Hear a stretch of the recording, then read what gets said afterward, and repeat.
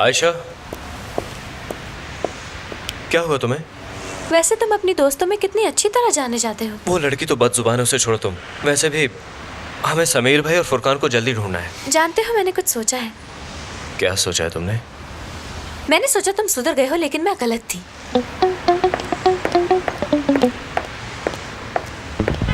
तुम सुधरने वाली चीज ही नहीं हो।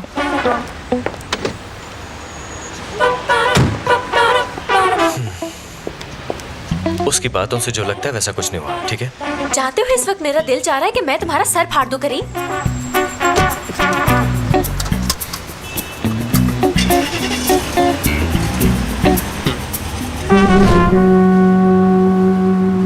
अब तुम ऐसी औरतों से दूर रहोगे। लेकिन तुम मेरे लिए इतनी परेशान कब से होने लगी, ये तो बताओ जरा। मैं परेशान इसलिए हूँ क्योंकि लोग जानते हैं कि हम दोनों मियाँ बीवी हैं, और लोग नहीं जानते कि हमारी शादी सिर्फ एक खेल है, और मैं ये नहीं चाहती कि कोई भी गलत सोचे हमारे लिए। अरे तुम उस बेवकूफ लड़की की बातों का बुरा क्यों मना रही हो? मैंने कहा ना कि वो तो है ही ऐसी शुरू से। मैं जल्दी घर क्यों आ गया था भला? क्योंकि मैं मासूम हूँ और कल रात मैंने ऐसा कुछ भी नहीं किया है। क्या जल्दी घर आना तुम्हें मासूम साबित कर देगा? मैं तुम्हारी रग रग से वाकिफ हूँ करीम, मुझसे झूठ मत बोलो। देखो, मुझे झूठ बोलने की कोई जरूरत नहीं है। हमारे दरमियान ऐसा कोई मुआहदा नहीं है। उसे छोड़ के आ गया था मैं। लगता तो नहीं कि इसने ऐसा किया होगा। आयशा, मर्द और औरतें इस मामले में एक जैसे नहीं होते, समझी? हमारे एग्रीमेंट में ऐसा कुछ नहीं है, तो मुझे परेशान होने की जरूरत भी नहीं है। हाँ, हमारे एग्रीमेंट में ऐसी कोई पाबंदी नहीं थी। तो फिर ठीक है करीम, अब तो मैं भी लड़कों से मिला करूंगी और तुम्हें कोई एतराज नहीं होगा। फिर तुम देखना कि सब कहेंगे वो आयशा डार्लिंग आ गई, आयशा डार्लिंग आ गई। और अगर आज रात मैं डेट पे ना जाऊँ तो आयशा मेरा नाम नहीं। और फिर तुम देखना मेरे दिल में जो आएगा मैं वही करूंगी। लेकिन तुम इस सबसे परेशान मत होना करीम, मैं जल्दी घर आ जाया करूंगी। ओके? देखो, ये इतना आसान नहीं है आयशा। देखो, मैं जानता हूँ कि तुम जैसी लड़कियों के लिए ऐसा कुछ करना, किसी नए मर्द से मिलना बहुत ज्यादा मुश्किल है। मेरे जैसे आवारा लड़कों के लिए ये आसान है, लेकिन तुम्हारे लिए मुश्किल। तुम्हें किसने कहा बहुत आसान है? कहो तो अभी करके दिखाऊं तुम्हें। यकीन नहीं आता तो गाड़ी रोको एक साइड पर, अभी रोको। अब जाने भी दो। मैंने कहा ना करीम, गाड़ी साइड पे लगाओ। अरे पागल मत बनो यार, हमें जरूरी काम है। मुझे पागल मत कहो, गाड़ी साइड पे लगाओ वरना कूद जाऊंगी। आयशा, क्या फजूल बातें कर रही हो तुम यार? करीम रोको। अच्छा ठीक है, रोकता हूँ। चलो अभी रोक रहा हूँ मैं। बहुत जिद्दी हो तुम, किसी की नहीं मानती। क्या चीज है ये यार? ये लो। जरा बात सुनो, टाइम है तुम्हारे पास? इधर उधर क्या देख रहे हो? मैं तुमसे बात कर रही हूँ। हम मिल सकते हैं क्या? क्यों नहीं? मैं नंबर देती हूँ, लिख लो जरा। अच्छा बस बस, बहुत हो गया, इतनी ओवर एक्टिंग की जरूरत नहीं है। मुझे मैं नंबर देती हूँ, लिख लो। जी जी बिल्कुल, लिखवाइए लिखवाइए। ओहो, एक मिनट रुको भाई। 0304। जी आगे। तुम यहाँ से जाते हो या मैं निकलूं गाड़ी से बाहर? अरे यार, मेरा क्या कसूर है? इसे संभालो, मैं तो नंबर ले रहा था। रुको सर, नंबर लेता है कमीना।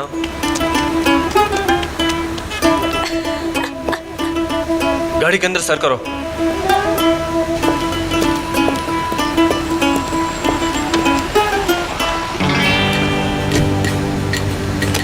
रजा भाई को ऐसे नहीं गुस्सा आता तुम पे? अब तो तबीयत साफ होगी ना तुम्हारी।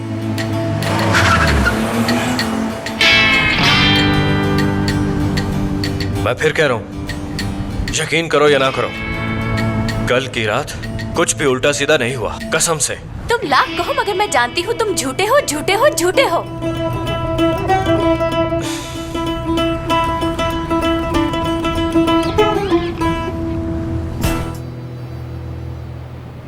अभी तक उसका नंबर बंद जा रहा है। आखिरी बार रात को उसका नंबर ऑन था, लेकिन उसने मेरी कॉल नहीं उठाई। मानती हूँ कि कल रात हमारा झगड़ा हो गया, लेकिन ऐसे भी कोई करता है क्या? नहीं, माफ करूंगी उसे। आ जाओ। मोहसिन साहब, समीर साहब की गाड़ी की लोकेशन पता चल गई है। लाओ, दिखाओ मुझे। गाड़ी को यहाँ किसी ने छोड़ दिया था। गाड़ी के दरवाजे भी खुले हुए हैं, शायद वो लॉक करना भूल गए होंगे। ओह मेरे अल्लाह। अच्छा ठीक है, तुम जाओ। क्या हुआ मोहसिन, आप ठीक तो है ना? बाबा, सब ठीक है, कुछ नहीं हुआ। अगर गाड़ी वहाँ है तो वो खुद किधर है?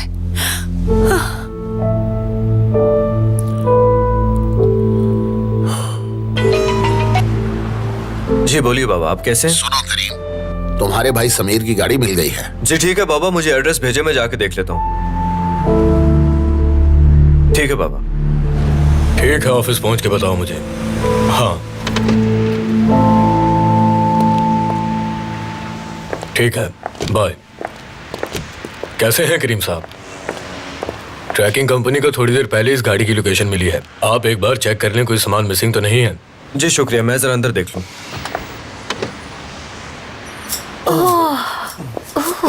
कैसी बू है। हुरिया तो इस तरह का परफ्यूम नहीं लगाती, तो फिर ये स्मेल किसके परफ्यूम की है? शायद उनके साथ कोई और होगा।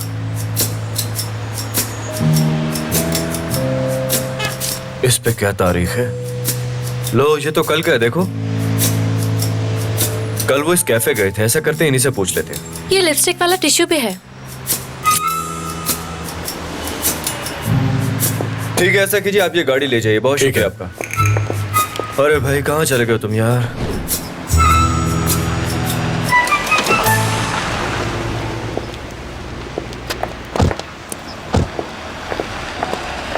वो इस तरह के कैफे में आए थे क्या?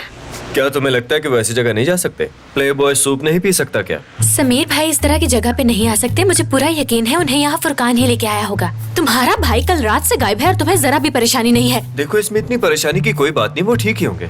वो जरूर हुरिया भाभी से दूर कहीं सुकून की नींद सो रहे होंगे। अगर सोना ही था तो वो घर पे भी सो सकते थे। वैसे भी ये मसला तुम्हारा है, मेरा इससे कोई लेना देना नहीं है। मोहसिन अंकल तुमसे ही पूछेंगे, मुझे कुछ नहीं कहेंगे। हाँ, ये खूब याद करवाया तुमने। कैसे हैं बशीर साहब? ओह करीम भाई, कैसे हैं आप? मैं ठीक हूँ। भाई बताएं, आपकी क्या खिदमत करूं मैं? क्या सूप लेके आऊं आप दोनों के लिए? नहीं नहीं, हम यहाँ सूप पीने के लिए नहीं आए। क्या आप कल रात यहीं पर थे? जी बिल्कुल, यहीं पर था मैं। ठीक है, फिर तो आपने लाजमन देखा होगा। फुरकान और मेरे बड़े भाई कल यहाँ पर आए थे सूप पीने के लिए। वो कल यहीं पे थे ना। हम लोग उनके लिए परेशान हो रहे हैं क्योंकि उनका पता नहीं चल रहा। शायद आपको पता हो कि उन्होंने क्या किया और वो कहाँ चले गए। भाई मुझे अच्छी तरह याद है कि समीर भाई आए थे और उस पीछे वाली टेबल पर बैठे थे। उस टेबल पे फुरकान भाई ने वही ऑर्डर किया जो हमेशा करते हैं, लेकिन आपके भाई ने सूप मंगवाया था। वो काफी देर यहाँ पर बैठे रहे। मुझे लगता है समीर भाई को वेजिटेबल सूप बहुत पसंद आया। तुमने वेजिटेबल सूप कब से बनाना शुरू किया? भाई आप इतने अरसे से आए नहीं ना, इसलिए आपको पता नहीं है। मैंने शेफ चेंज कर लिया है। बहुत ही मजेदार वेजिटेबल सूप बनाता है ये। ना करो यार। ऐसा ही है भाई। माफ करना, मुझे समझ नहीं आ रही कि हम तुम्हारे भाई को यहाँ ढूंढने आए हैं या इनके रेस्टोरेंट का मेन्यू पूछने आए हैं, और ये कि ये किस तरह से वेजिटेबल सूप बनाते हैं। करीम, तुम्हारा दोस्त फुरकान और तुम्हारा भाई गायब है और तुम यहाँ सूप की रेसिपी पूछ रहे हो। लगता है भाभी बहुत गुस्से वाली है। हमने तुमसे ये नहीं पूछा कि वो यहाँ क्या खाने आए थे, बस इतना पूछा है कि वो यहाँ से कहाँ गए थे। बशीर, मैं बाद में आऊंगा। चलो आयशा चले। हाँ चलो। क्या हुआ? क्या कर रही हो तुम? ठीक है, मैं समझ सकता हूँ कि तुम्हें मुझ पर गुस्सा है, लेकिन उस बेचारे पर क्यों गुस्सा हो रही थी? उसकी तो आदत है हर चीज तफसील से बताने की। इसका ये मतलब तो नहीं कि तुम पुलिस वालों की तरह रिएक्ट करो यहाँ पे। वो गलत बात कर रहा था। हमने सिर्फ उसे छोटा सा सवाल पूछा जिसका उसने इतना लंबा तफसील में जवाब दिया। हमने उससे सूप बनवाना है क्या? मुझे नहीं लगता इस तरह वो मिलेंगे। बाकी तुम्हारा जो दिल करता है तुम करो। अरे तुम क्या समझो इन तफसीलात की कदर? जाओ जाके गाड़ी में बैठो, मैं अच्छी तरह पूछ के आता हूँ इससे। हाँ ठीक है, मगर ज्यादा वक्त मत लगाना। हमारे पास पहले ही वक्त बहुत कम है। अब जल्दी आ जाना। ये बिना बशीर, ये बताना कि वो इस टेबल पर बैठे थे ना, वो सामने वाली टेबल? जी बिल्कुल भाई, वो वहीं पर बैठे थे और उनके साथ 3 लड़कियां भी थीं।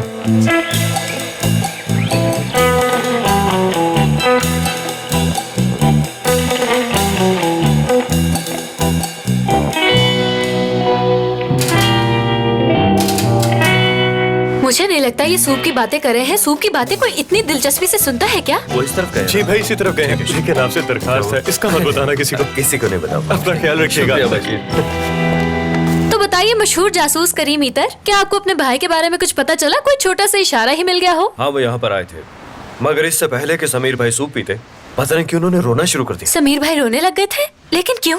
मुझे परेशानी हो रही है। तुम्हारी तरह वो तीनों लड़कियां भी परेशान हो गई थी। 7 लड़कियां भी थी उनके? वो क्या कर रही थी? हाँ, तो तुम्हें क्या लगता है कि वो अकेले सैर सपाटा कर रहे थे? फुरकान उनके साथ था, बाकी समझ जाओ। तुम्हारे कहने का मतलब है कि कल रात समीर भाई और फुरकान उन 3 लड़कियों के साथ थे? करीम, तुमने अपने भाई को बिल्कुल अपने जैसा बना दिया है। तुम्हारे नक्शे कदम पे ही चल रहे हैं। मुझ पे तुम क्यों चिल्ला रही हो? मेरा क्या कसूर है? वो सूप पीने आए होंगे, इसमें क्या? हाँ, तुम्हारा तो कोई कसूर होता ही नहीं। और ये तो बड़ी आम सी बात है कि वो रात के 3 बजे 3 लड़कियों के साथ सूप पीने आए थे। हम भी तो रात को ही सूप पीने जाते हैं ना करीम? ठीक है, वो सब लोग एक साथ ही यहाँ पर आए थे और साथ ही गए होंगे। शायद बहुत कुछ किया भी होगा, है ना?